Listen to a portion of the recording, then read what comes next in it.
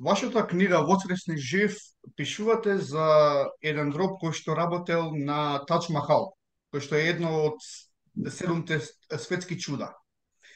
Тој роб работел многу повеќе од другите робови и причината за тоа било што видел како би изгледал Тадж Махал. Тоест архитектот, како што можам да се сетам од книгата, му покажа.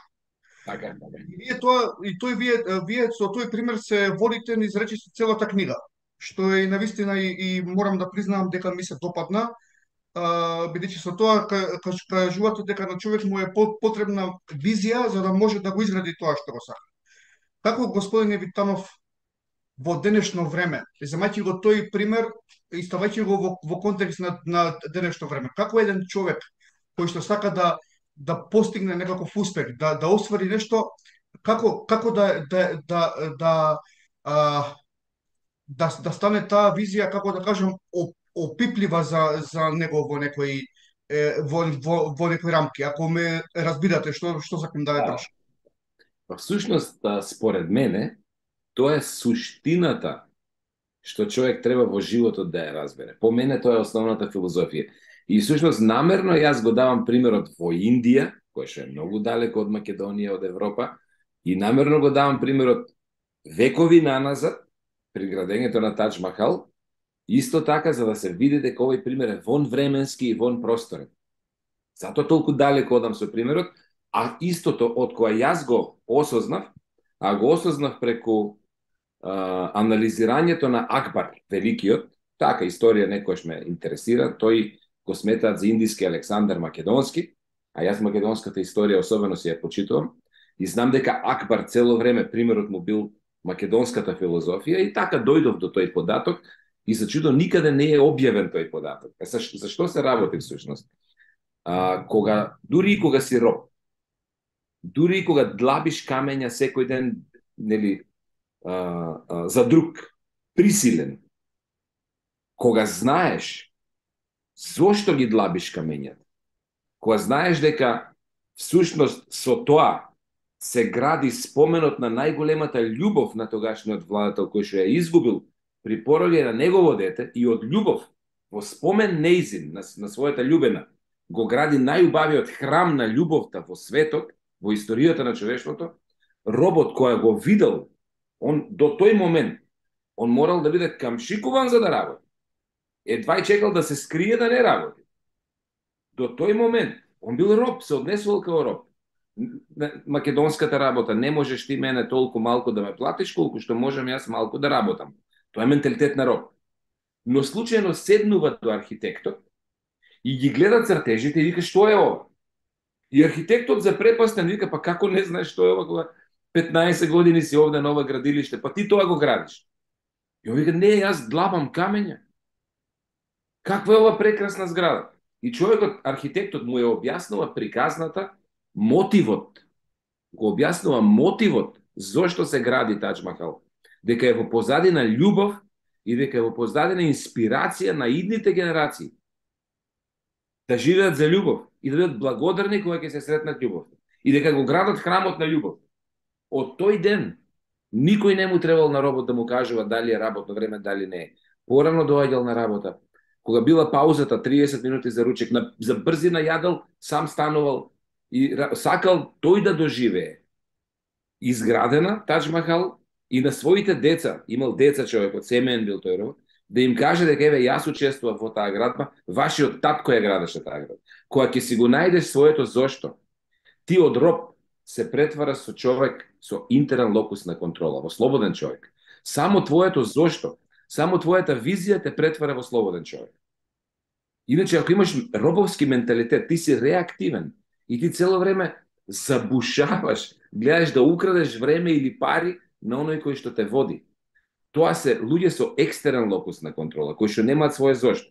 И еве сега истото да ви го преведам како што нели ви кажавте во денешно време. Еве сега низ Скопје, што на диво, што легално, што полулегално, што со урбанистичка мафија, многу згради се градат, така дури не можеме да дишеме од згради. Еве сега, еве во денешно време, еве го Скопје.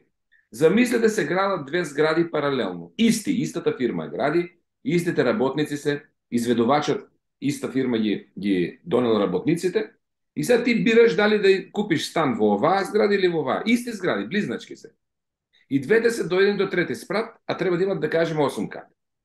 И сега ти викаш, чекај, дали овде да гледа на запад или овде да гледа на запад, ајде да видам кај да купам зграда, кај да купам стан. И сега се качуваш во едната зграда и ги прашуваш работниците, што правите?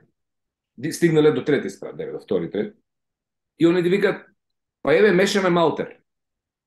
Добро, одиш во другата зграда, за да го видиш видикот, да видиш дали овде стан или там. Што правите? И тие работници ти велат, па еве, градиме зграда на 8 ката, долу ќе има деловен простор, најгоре на 7 спрат ќе има заеднички спа центар со джакузи, сауни, не знам што, ќе има 50 стана, толку станови се двособни, толку станови се трособни, зградата е со тој квалитет и така натаму и така. Вие кажуваат визијата.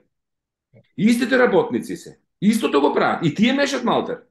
Но они не кажуваат мешам малтер, туку кажуваат зошто мешат малтер. А во првата зграда само мешат малтер. Која е разликата помеѓу тие два вида на работници? Првите работници кои ќе го измешат малтерот, застануваат и чекаат команда. Они не ни знаат зошто мешат малтер. Некој им дошол и кажал, ај сега мешај малтер и ќе добиеш 500 денари. Тоа е екстерен локус на контрола. И тој човек, иако живее денеска, иако живее во Скопје, иако живее во Македонија, не е ништо помалку роб од тој што длабел камење во Тадж Махал, ама која не знал дека го гради Тадж Махал. А во втората зграда се луѓе кои што знаат зошто се дојдени. Сами одбрале да бидат тука. А зградата е иста, планот е ист. Вас ве прашувам, кај ќе купите стан? Во првата или во втората зграда? Во втората, но... Секој ќе купи во втората. Така е. Па и самата градба ќе биде поквалитетна. Оти процесите се врзани еден со друг и тие знаат кога што прават. И сега, ако е тоа така, гледаме дека е ем вон временски, ем вон просторно. Како е внатре, така е надвор. Ние одбираме во животот. Дали ќе бидеме робови или ќе бидеме слободни луѓе. Што е разликата, визијата? Јас сега знам зошто го правам ова интервју. За да допрам до работниците кои што можат да станат предприемчиви. Кои што можат да видат своја визија и да знаат што и да прават во животот, да знаат зошто. Оти ако не знаеш нешто зошто го правиш, што и да правиш, престани, оти само си ја копаш дупката. А ако знаеш зошто, што и да правиш ќе ти дае сила. Ако си сабајле на снус, ако имаш аларм да мора да те буди секој сабајле, ако понеделникот ти е лош и ако секој понеделник не го сакаш, можеби немаш визија. Јас сабајле се разбудив во 5, едва и чекав да станам.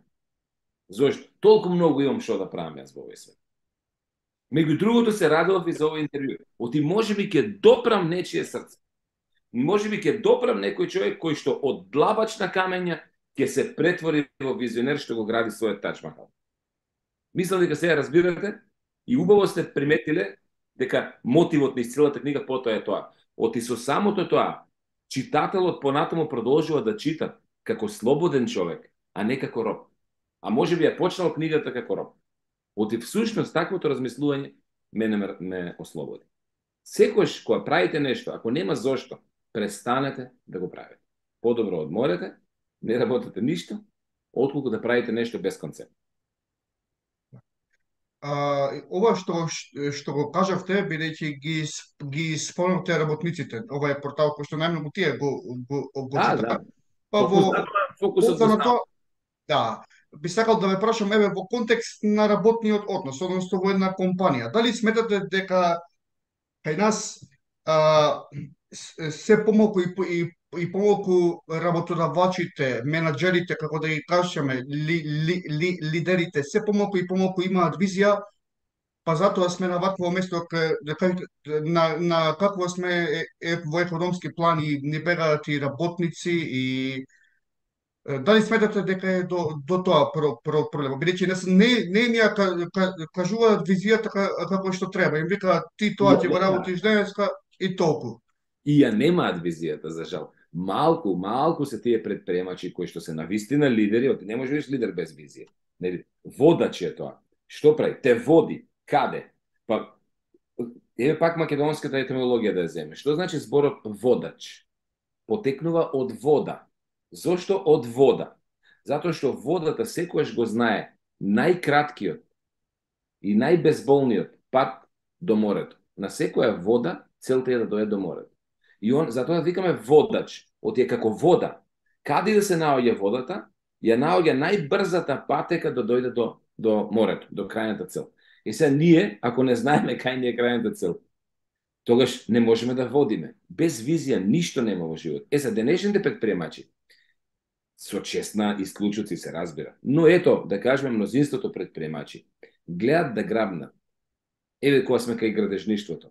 Градат згради за да земат пари. Не ги интересира дали таа зграда дава нова вредност во градот или одзема вредност од градот. И се додека на нив име грабање, тие ќе грабат и од простор, и од работниците. Но ако во исто време и работниците немат визија зошто се таму, и ако тоа не го сваќаат како нивно моментално, дека тој кој што сега ги ангажирал е нивниот моментален клиент, ама работат за себе, а не за клиентот, тогаш и тие кои немат таа визија, и тие гледат да грабнат. Што граба работникот? Па филозофијата, не можеш ти помалку да ме платиш, колку што јас можам малку да работам. Па ескивираат на работа, и едни со други се крадат. Зошто? Ти немат визија. Тој човек што има визија, он гледа што му треба на општеството, ја нуди таа нова вредност и бидејќи креира нова вредност, не се плаши да дава, бидејќи знае дека тоа што го креира му носи повеќе. А ако ние немаме тоа, тогаш само гледаме да грабаме. И затоа имаме општество на земачи. Јас викам тоа филозофија на ловец и на земјоделец. Ловецот гледа да ти шипне нешто, да ти грабне, да те упука, да го земе пленот и да избега, и да го изеде. Земјоделецот, тој фармер, тој гледа кога ќе најде некое растение, не да го изеде, туку да го одгледа, од семето да го размножи, да го подели со околината за уживањето на плодот од тоа растение, да не го ужива само тој еднократно со тоа што ќе го изеде плодот и ќе го фрли, туку да го сподели со околината. И секогаш околината е расположена тоа да му го плати. Сега ние се намноживме општество на ловци, а немаме општество на фармери, на одгледувачи. И се додека е тоа така, едни со други ќе се крадеме и секогаш ќе се кине кај што е потенко, а потенко е на страната на работникот. Тој станал работник затоа што нема капитал, нема собствени средства и му е во прашање екзистенцијата. И секогаш кога ти е во прашање екзистенцијата, тој ќе мора некаде да направи побрзо компромис, да попушти заради екзистенција. А работодавачот, бидејќи има и капитал, секогаш ќе биде поупорен во преговорите на штета на работникот, доколку самиот нема визија и доколку самиот знае дека е грабач во општеството, а не креира нови вредности. И апел до работниците, прво, немојте да се доведувате по ситуација да бидете очени, реактивни. Туку застанете, погледнете што можете да понудите на покреативен начин и ако не можете, а разбирам дека многу луѓе не можат, внимавајте за кого работите. Ако самиот човек е човек кој што е нечесен кон општеството, зошто очекувате да биде чесен кон вас? Тој е така дефиниран, таква му е кројката и тој ќе биде таков према сите. Но, да не се обесхрабрувате, има луѓе кои што креират нова вредност и тие луѓе барајте ги. А во исто време, гледајте и вие да си ја најдете својата визија и својот Тадж Махал, да си имате своје зошто. Зошто да го работи? Јас затоа ја напишав книгата всушност. И мило ми е што така реагирате. Значи, веројатно, таа книга го менува начинот на размислување. Тоа е мојот апел до работниците. Тука би сакал да ве прашам, сигурно го имате во голема мера читано Тони Робинс. Тони Робинс. Да. Со Тони Робинс 2019 година во Шалке арена државме заедно обука. Лично се знае. Одлично, да, многу голема почит имам многу кон тој човек. Наистина има големо знаење. И ми се допадна мој пат го гледав вашето интервју на Infomax. Не знам на кој медиум беше, не знам дали беше на Infomax, кај што се спомнам мотивацијски говорник Тони Робинс, вие рековте не е мотивацијски говорник, туку е економски консултант. Тој е Да, бизнес гуру, економски да, консултант. А да, ние да, го да, да, доживуваме се како согласувам. пијатски. Да, да, да. Не, бидејќи мотивацијски говорници на празно што зборуваат, такви ги има многу, реално. Е, така Тоа е. е, така е. Која е мојата дефиниција за мотивацијските говорници и за луѓето што ги конзумираат? Од многу луѓе за мене викат мотивацијски говорници, абе ме врегаш викам кога кажуваш така. Кога ќе мотивираш човек кој што нема компетенции, добиваш мотивиран идиот кој што само ќе прави уште поголеми штети бидејќи ќе тргне во акција без знаење. Значи не е битна мотивацијата. Битно е знаењето и собствената визија и постојање на собствени цели. Ако јас имам своја визија, што ви кажа Фредеска, не ми треба будилник. Кога јас имам своја визија, не ми треба Тони Робинс да ме мотивира. Тони Робинс ми треба да ме едуцира повешто да стигнам до мојата цел. Ама мојата цел треба да ме мотивира. Нели кажавме интерен локус на контрола. Така. Ако имаме мотивацијски говорници кои што мотивираат неедуцирани луѓе, имаме мотивирани идиоти. Извинете ме на искреноста, но тоа не е моја, тоа е на Джим Рон и тоа е многу вистина. И тогаш тие прават уште поголеми штети. Да ви дам пример за мотивирани идиоти.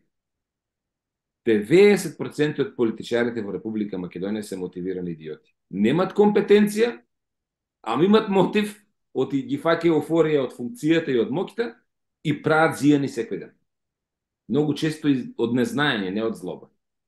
Затоа не ни требат мотивациони говорници, ни требат едукатори, учители, но учителот е најефикасен и се појавува кога ученикот е спремен.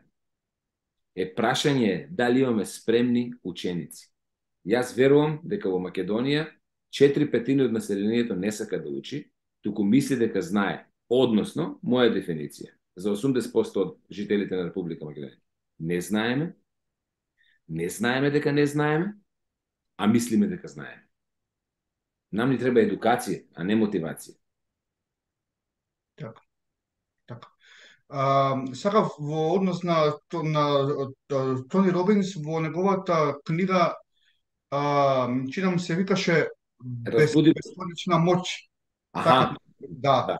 Да, зборува за една метода која што скратено се вика НЛП, невролошко лингвистичко програмирање.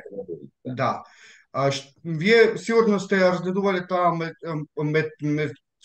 метода. Сега може ли вака накратко, сега тоа е на Тони Робинс, ама бидејќи еве и вие сте доста навлезени во таа проблематика, може ли накратко да ни објасните што значи тоа и како еве ние во Македонија во македонски услови да ја примениме таа метода, бидејќи таа метода јас колку што успеав да разберам е тоа значи јас да моделирам вас, значи да се однесувам слично како вас или како некој друг успешен човек, за да можам јас да бидам успешен. Ама како ние тоа да го направиме македонски услови? Сега вие што го кажавте за моделирањето последното, тоа е само една од алатките на неуролингвистичкото програмирање. Меѓутоа многу мокна алатка, кој што јас лично цел мој живот се ја применувам. Како? Што значи тоа се вика modeling of excellence, односно моделирање на извонредност. Што значи тоа? Јас во моментот, например, не знам сега во животот што да направам во однос на некое прашање. Дали да го направам вака или да направам вака. Најпрост пример сега. Дали да одам на одмор или да си купам акции некаде. Најбанален пример сега.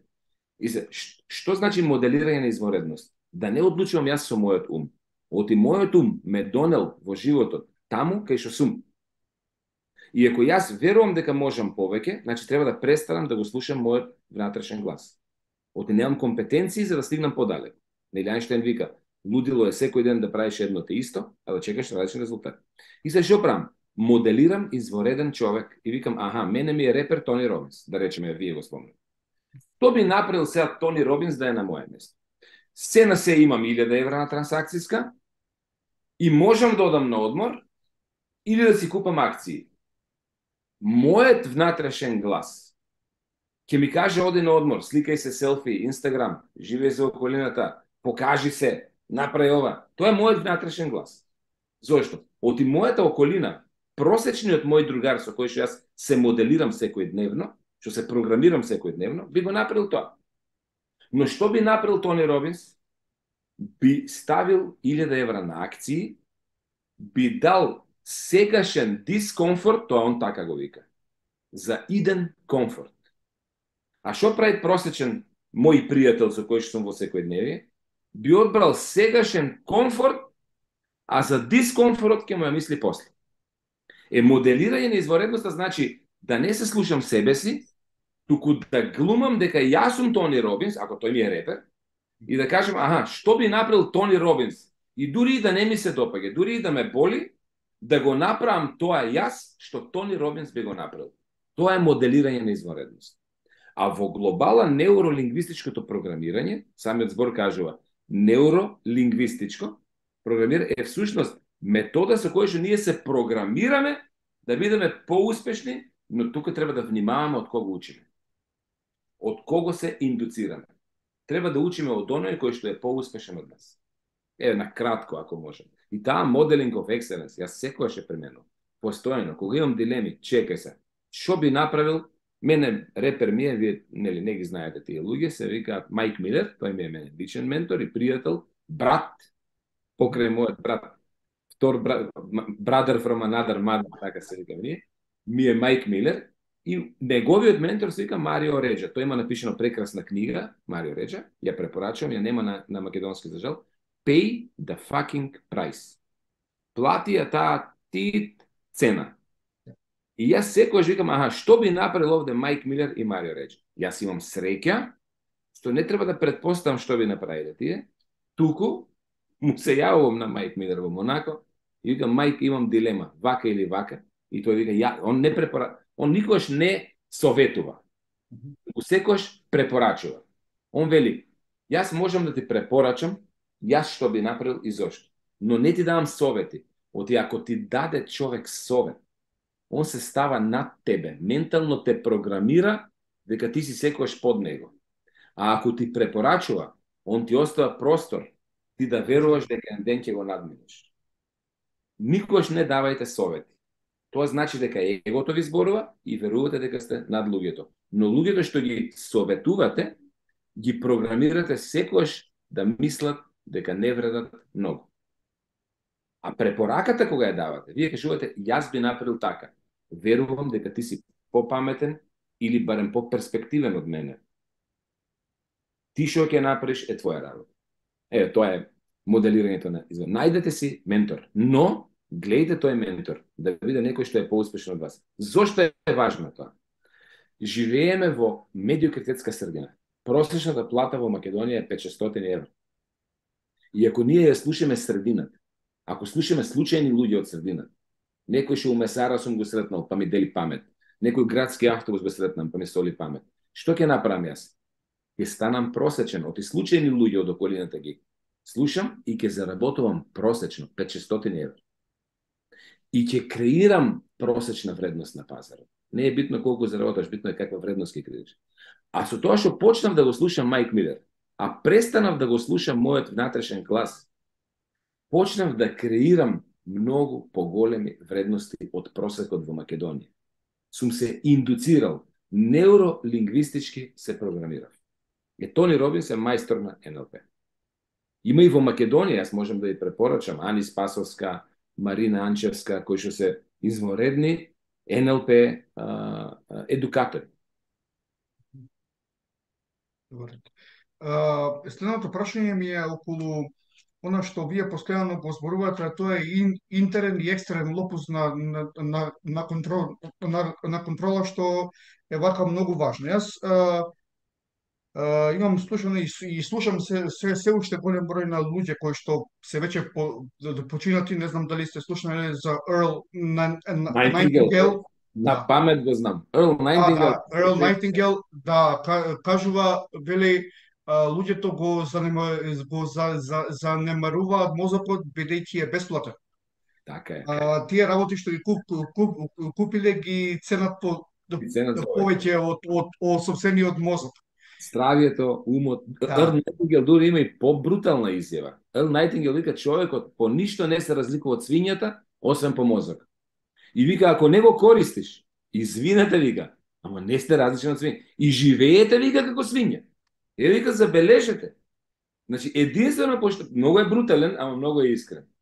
Дури он вика и вака, пазите, друго, тоа ми се мои животни филозофи. Јас тогаш почнав да го користам мозокот, ти кажувам искрено. Се уплашив. Дека да, вистина е. Од животните човекот се разликува само по умот. Не по мозокот. Мозокот медицински, ако каже, не е исправно. И свињата има мозок. Ум, по умот. Да.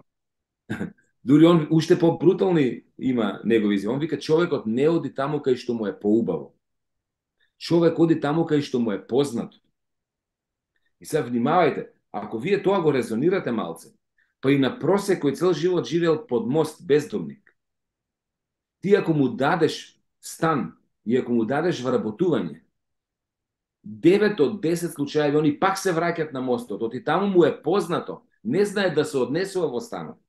Никош не бил, не знае да го користи, не му е познато и човекот бега од непознато дури и кога е убав.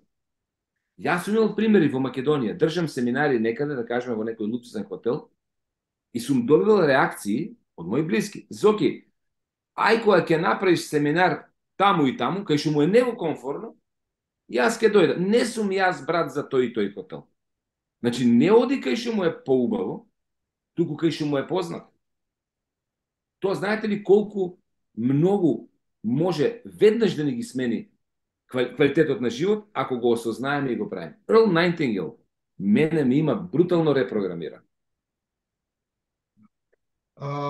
Во однос на ова што го спомнав, нели, и интерниот и екстерниот лоб по себе, вие верувате ли во тоа дека може човек да се програмира самиот себе внатрешно и да стане успешен човек, да го исполни она, да го оствари она што го сака. Сега ова може на некој ќе им делува, јас знам дека ќе има такви коментари кај што ќе им делува на некој можеби безсмислено, но многу ти е многу што ти е гајле какви коментари.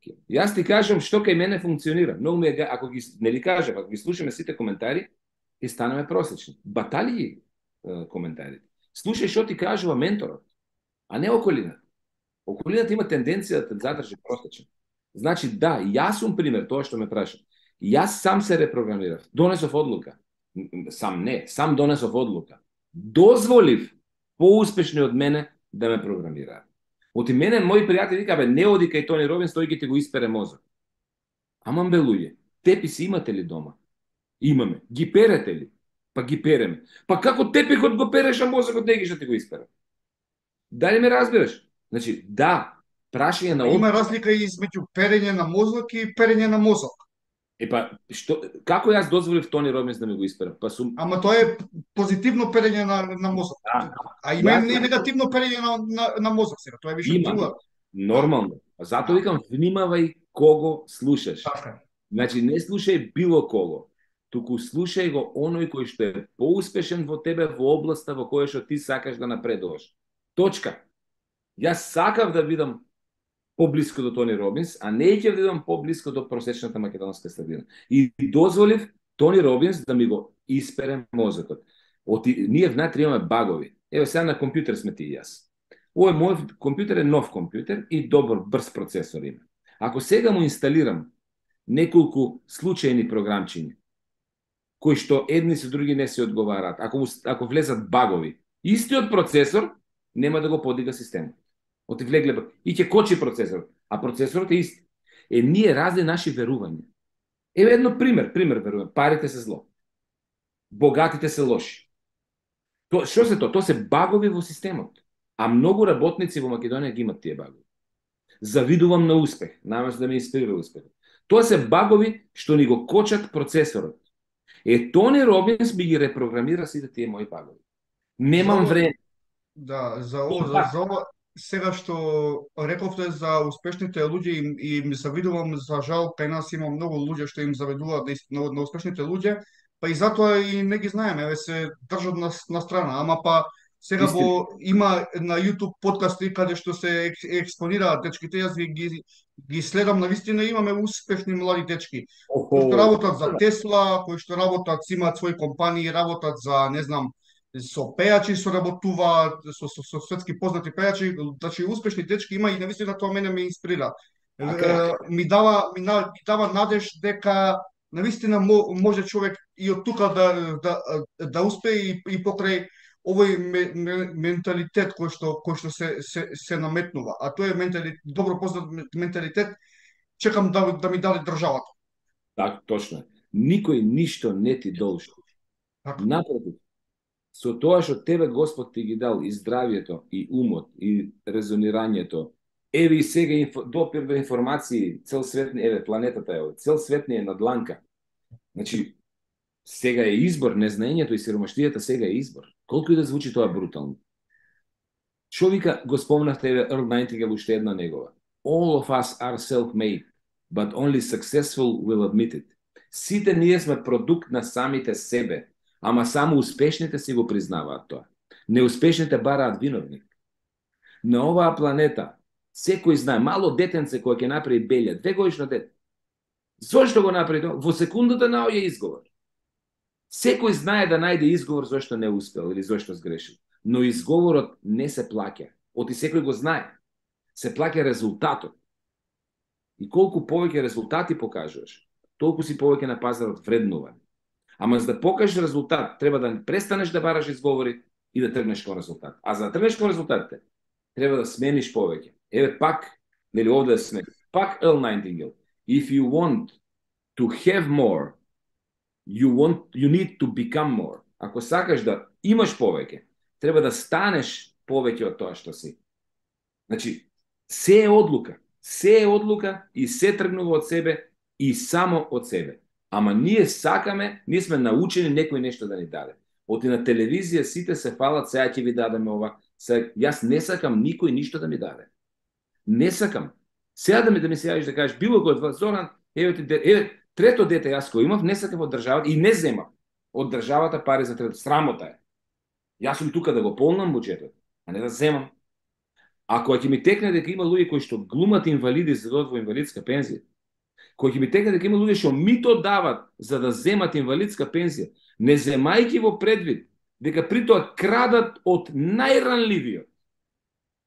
Кој има луѓе кои што го злоупотребуваат фондот за здравство, не без да знаат дека крадат од оној кој што живот и смрт му треба за да се излечи. Замислите ние колку сме далеку отидено од Бога и од етиката и од моралот и од основното знаење. Затоа велам, незнаењето е зло. Нема поголемо зло од незнаење. Сите оние што ме слушат сега, нека се прашат, која книга ја читат во моментот? Кога последен пат прочитале книга кој што ќе им ги зголеми компетенциите во областа во која што сакат да работат? Кога последен пат отишле на обук? И на кои своји визии и цели во моментот работат? Од кого учат во моментот за да ги остварат тие цели? Ќе видите дека 95% од луѓето немаат одговор на тие 5 прашања. И потоа истите тие 95% од луѓето се жалат дека заради некој друг они се таму кај што се, а не сваќат дека они ништо за себе не прават. Абе, кој ќе направи нешто за тебе ако не ти? Абе, дали мислите дека владата мисли на вас? Јас не икам владата да мисли на мене. Не дај Боже, вакви луѓе да мислат на мене. Не сакам. Јас сум тој кој што мисли за себе. Оти Господ ми дал здравје, ум и разум. И ми ги дал сега во моментот, технолошкиот напредок, сите информации на ова планета. Па што чекам? Ме разбирате? Се зависи од нас. Инаку, да, за мене ја да кажам, ја моментално го читам на Наполеон Хил. Да. Која? Мисли избогати се. Да. Сега, послушајте ме. Што кажува Наполеон Хил? Мисли избогати се или работи избогати се? Мисли избогати се. А зошто не вели работи избогати се? Е тоа повторно поврзано со внатрешниот... Затоа што прво треба да смислам, па да тргнам кон акција. Да. А ние викаме џабе работи, џабе не седи. Затоа Наполеон Хил е успешен и неговата книга Мисли избогати се сметат за Библија, а ние во просек македонци сме неуспешни. Оти ние мислиме дека што има тој мен да ми каже. И најчесто вика, абе ова функционира во Америка, не во Македонија. Не. Така, не. Мислат дека во Америка дека владата им го дава богатството што го има, не знам. Најлоша влада во светот е американската влада. Апсолутно. Тие таму колку им влечат пари. Така е. А најпредприемчиви луѓе се американци. Да. Американските Американците се доста прагматичен народ и тоа е добро кај нив. Ние А многу зошто се прагматични? теоретизираме. А зошто се прагматични? Затоа што нивните предци препливале океан за подобар живот. Си го жртвувале животот, се тепале со индијанците по цена на живот и смрт да успеат. Тој мајндсет, тој програм го имат на нивните предци. А ние, бидејќи сме цело време тука и фала Богу, климатски услови прекрасни, па кога малце се разви земјоделието, имавме храна во изобилие и престанавме да бидеме амбициозни. Зошто? Затоа што влеговме во преголема комфорт зона. И сега сме збунети што ни се случува. Затоа што го изгубивме предприемачот во себе. Господине Витанов, мислам дека тоа е тоа за ова, за сега. Ќе се разбере, има уште многу теми кои што може да се зборат на ова област. Јас имав други прашања тука, но преминавме случајно да се отвори темава за, бидејќи е доста интересно ова, знаете, и мислам дека треба да се зборуваат вакви работи, ако функционираат таму, а многу тврдат дека функционираат, зошто да не функционираат и овде? Ние не сме ништо како да се изразам, поинакви од американците. Не сме ние Како го почнавме разговорот? Во Индија пред векови е идентично како во Македонија денес. Зошто? Овде се разликуваме. Просторот и времето немаат блага врска. Интерен локус на контрола. Во сите свети книги пишува како е внатре, така е надвор. Ви благодарам уште еднаш, па се гледаме во следна прилика. Ми беше чест.